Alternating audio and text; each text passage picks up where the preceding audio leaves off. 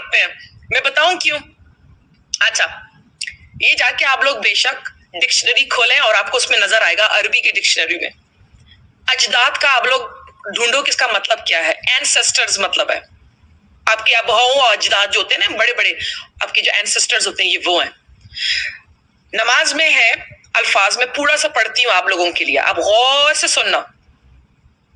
सुबहानक अल्लाहुम्मा व बिहम्दिका व तबारक अस्मुका व तआला जद्दुका व तआला जद्दुका। ये जो जद्दुका है ना, ये है एंसेस्टर्स, आपके बड़े अजदाद जो होते हैं। ये उर्दू में भी हिंदी में भी कहते हैं अजदाद। तो मुसलमान जो है अल्लाह के अजदादों को दुआ भेज रहे हैं, शाबाशे। अल्लाह जिसको कहते हैं एक है, नहीं उसके अजदाद भी हैं। और आप सब इस वक्त पूरे इंग्लिश वर्जन को कॉपी करो, सुभान अल्लाह को पूरे को कंप्लीट, और गूगल में ट्रांसलेट में इसको पेस्ट करो, आपको वही जवाब आएगा जो मैंने अभी बोला है। आपको पता है अल्लाह ताला के अजदादों को मुसलमान दुआ भेजते हैं। अस्सलामु अलैकुम वरहमतुल्लाहि वबरकातुहू। अभी मुझे कुछ दोस्तों ने एक वीडियो भेजी है और ग़ालिबन ये एक एक्स मुस्लिम ख़ातून हैं। ये चैलेंज कर रही हैं कि मुसलमानों के पास मेरे इन सवालों का जवाब नहीं है, बहुत सारे सवाल हैं मेरे। तो वीडियो में ये कह रही हैं कि मुसलमान तो शिर्क करते हैं, जो नमाज ये पढ़ते हैं इसमें ये शिर्क करते हैं। और शिर्क कैसे करते हैं? वो इस तरह के मुसलमान हर नमाज के अंदर जो शुरू में अल्लाह सुब्हानहू व तआला की तारीफ़ करते हैं, तो वो कहते हैं सुब्हानक अल्लाहुम्मा व बिहम्दिक व तबारक अस्मुका व तआला जद्दुका। तो यहाँ पर जो तआला जद्दुका, ये जो जद का लफ्ज़ है, ये दादा के माने में आता है। यानी ये अल्लाह को कह रहे हैं कि ए परवरदिगार, आपके दादा की बड़ाई, आपके दादा की तारीफ़। क्योंकि इनका कहना है कि जद का माना वो दादा के आता है। आप गूगल पे ये कह रही हैं कि आप इसी को कॉपी करें और गूगल पे डालें तो आपको पता चल जाएगा कि इसका मतलब ग्रैंडफादर होता है। तो जब मैंने ये वीडियो सुनी, मुझसे कहा गया कि मुफ्ती साहब ये देखें ये क्या कह रही। मैंने कहा ये इतनी छोटी छोटी बातें मुझे ना भेजा करो भाई, ये तो आप भी इसका जवाब दे सकते हैं, और आपको मैं तरीका बताता हूँ कि ये चीज़ क्या है। और इनके और भी सवाल हैं, लेकिन मैं इनसे गुजारिश ये करूँगा कि यानी इतनी गैर शऊरी और बचकाना किस्म की बातें आखिर आपके जहन में आती कहाँ से हैं? मतलब कोई सवाल ऐसा हो कि इंसान कहे कि वाकई हाँ देखें, ये इसने कुछ सवाल किया और इसका जवाब जो है वो ढूंढना पड़ेगा। लेकिन यानी इसको सुनते हुए ही इंसान कहता है कि यार ये सवाल ऐसा है कि, और दूसरी तरफ ये भी कहता हूँ कि मैंने कुरान की बहुत स्टडी की है और आपकी कुरान में ये गलतियां हैं, फिर उसे एक लफ्ज़ का, इतनी छोटे से लफ्ज़ का माना भी मालूम ना हो, एक लफ्ज़ यानी वो आसानी के साथ जो तलाश किया जा सकता हो, तो इसका मतलब ये है कि सिर्फ़ और सिर्फ़ जैसे अरबी में कहते हैं कि आपको किसी चीज़ की मोहब्बत वो क्या कर देती है, आपको अंधा और बहरा बना देती है। तो अब इनको तो मोहब्बत ने नहीं बल्कि नफ़रत ने अंधा और बहरा बना दिया है, कि जो इस्लाम की नफ़रत इनके दिमागों में बैठ गई है।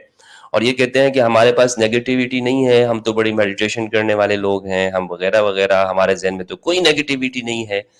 तो सुबह शाम तो ये वायरस और जरासीम फैला रहे होते हैं नफ़रत के, और उसकी बदबू जो है वो पूरी दुनिया में उठ रही है और नफ़रतें बढ़ रही हैं, आप देख रहे हैं दुनिया में। फिर कहते हैं कि जी हम तो मोहब्बत करने वाले लोग हैं। तो मैं यहाँ पर इस मोहतरमा खातून को ये कहना चाहता हूँ कि अगर आपके जहन में, दिमाग में अगर आपको कोई सवाल पैदा होते हैं, तो उन सवालों का आप मुझसे जवाब मांग सकती हैं, और ये मेरा ईमेल भी है और यहाँ पे और व्हाट्सएप भी है। खैर, तो यहाँ इन्होंने जो सवाल किया है कि मुसलमान नमाज में शिर्क करते हैं, उसकी तरफ मैं आता हूँ। और इन्होंने डिक्शनरी की बार बार बात की है, तो चले मैं इनको बताता चलूँ कि अरबी होती क्या है और अरबी ज़बान की डिक्शनरी क्या है। शायद इन्होंने इस डिक्शनरी का नाम भी नहीं सुना होगा, मैं इन्हें बताता चलूँ और ये मैं आपके साथ शेयर करता हूँ, और इसको फिर हम देखते हैं ये क्या है। जी, ये हमारे सामने वेबसाइट है और इस वेबसाइट का नाम है almaani.com। ये एड्रेस है, इस पे आप देख सकती हैं। इसमें उर्दू से अरबी और अरबी से उर्दू आप तलाश कर सकते हैं। यहाँ मैंने इसमें सर्च किया है जद, ان کو اسی پہ اعتراض ہے. تو جد عربی سے اردو ہم اس کے معنی پڑھتے ہیں کہ اس کا کیا ایک یہی معنی آتا ہے دادا کا یا اور بھی معنی آتے ہیں. دیکھیں یہ عربی کا لفظ ہے, اس کا ایک معنی ہے دادا, ٹھیک ہے, یہ تو آپ کو پتا ہے. دوسرا معنی ہے نانا. تیسرا ہے, اچھا اس کی جمع اجداد اور جدود آتی ہے. ایک اس کا معنی ہے رزق, مال, کھانا پینا, رزق, جو بھی آپ کے پاس مال ہوتا ہے اس کو رزق, جد بھی اس کے معنی میں آتا ہے. ایک معنی اس کا ہے مرتبہ, پوزیشن. کیا معنی ہے؟ مرتبہ اور پوزیشن. حدیث میں ہے وَإِذَا أَصْحَابَ الْجَدِّ مَحْبُوسُونَ, یہ صحیح مسلم صحیح بخاری کی روایت ہے کہ قیامت کے دن جو امیر لوگ ہوں گے انہیں حساب کتاب کے لیے روک دیا جائے گا. وَإِذَا أَصْحَابَ الْجَدِّ مَحْبُوسُونَ, یہ روایت بھی آپ دیکھیے, کتاب الرقاق ہے, باب اکثر اہل الجنت الفقراء, جنت میں اکثر لوگ فقیر لوگ ہوں گے. اسامہ بن زید رضی اللہ تعالیٰ عنہما سے روایت ہے, رسول اللہ صلی اللہ علیہ وآلہ وسلم نے فرمایا قمت علی باب الجنت فاذا عامت من دخلها المساکین واذا اصحاب الجد محبوسون الا اصحاب النار. یہ اس کا ترجمہ ہے. حدیث نمبر صحیح بخاری کی 6547, صحیح بخاری میں 5196 اور 6937 پر یہ حدیث موجود ہے. تو اب آتے ہیں یہاں دوبارہ ڈکشنری کی طرف. جد کا ایک معنی آپ کو میں نے بتایا امیر کے معنی میں بھی آتا ہے, نہر کے کنارہ بھی آتا ہے, قسمت کو بھی کہا جاتا ہے. اسی طرح روئے زمین, نہر کا کنارہ کسی شے کی کثرت و مبالغہ کو بیان کرنے کے لیے بہت کے معنی میں بھی آتا ہے, جیسے فلان محسن جدا, ھذا خطر جد عظیم. اچھا اگر جد جیم کے پیش کے ساتھ پڑھیں گے تو بھی کنارے کے معنی میں آتا ہے, بہت پانی والا کنواں, کم پانی والا کنواں. اگر یہ فعل کے معنی میں استعمال تو پانا, اچھا یہ جد الشیء جدن کاٹنے کے معنی میں آتا ہے, سنجیدگی اگر اس کا متضاد استعمال ہو.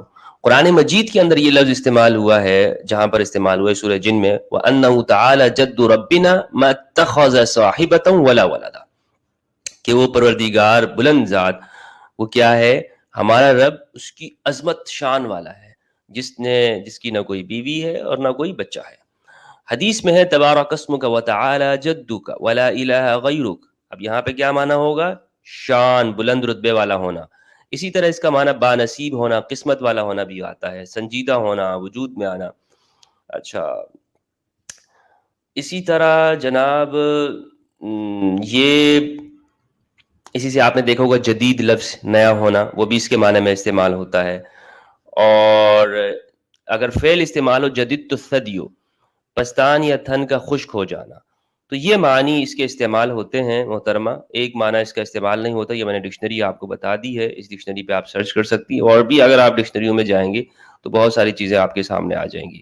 اب میں یہاں پر اس کو بہت لمبا نہیں کرنا چاہتا ہوں, طویل نہیں کرنا چاہتا ہوں, کیونکہ یہ کوئی اتنی کوئی مشکل بات ہے نہیں کہ جس کو کوئی سمجھ نہ سکے.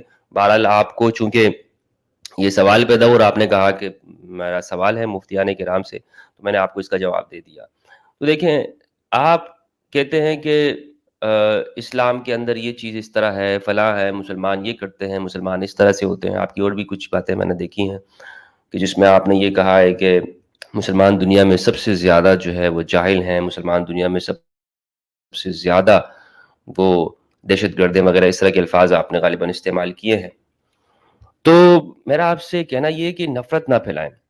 آپ جب اس طرح سے کسی کمیونٹی کو خاص ٹارگٹ کرتے ہیں اور پھر ساتھ میں آپ یہ کہتے ہیں کہ ہم نفرت بھی نہیں پھیلاتے, تو اس کا مطلب ہے آپ کے قول میں, آپ کے فعل میں تضاد ہے. آپ جو کہہ رہی ہیں, جو کر رہے ہیں, اس میں تضاد ہے.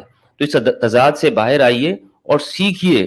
جب آپ سیکھنے میں کوئی شرم و عار محسوس نہ کیجیے. اگر زندگی میں آپ کے ساتھ کوئی ایسا حادثہ رونما ہوا ہے جس کی وجہ سے آپ آج مسلمانوں کو برا بھلا کہتی ہیں, تو میری آپ سے گزارش یہ ہے کہ ایک واقعے کو بنیاد بنا کر پر اس کو فٹ نہ کیجیے.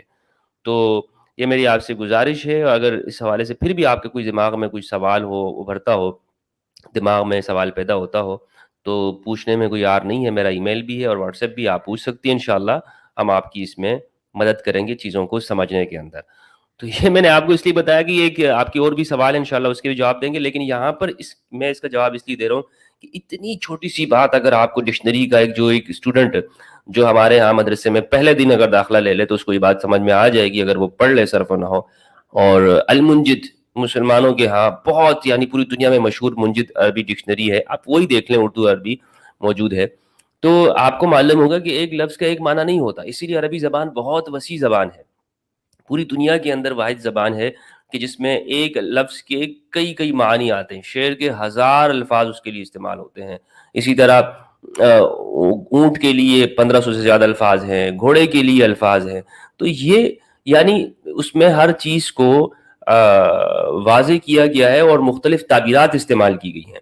تو قرآن مجید نے عربوں کی اسی ذہنیت کو سامنے رکھ کر الفاظ کا استعمال کیا ہے. وہ عربوں کے لیے جب ان کو سمجھا رہا ہے تو انہی لفظوں میں سمجھائے گا نا. تو لہٰذا آپ اس چیز کو غور کیجئے، اور تاکہ اگر کوئی سوال پیدا ہو تو آپ خود بھی اس کا حل تلاش کر سکیں. اللہ تعالیٰ ہم سب کو اسلام کے اوپر استقامت عطا فرمائے. والسلام علیکم ورحمۃ اللہ وبرکاتہ.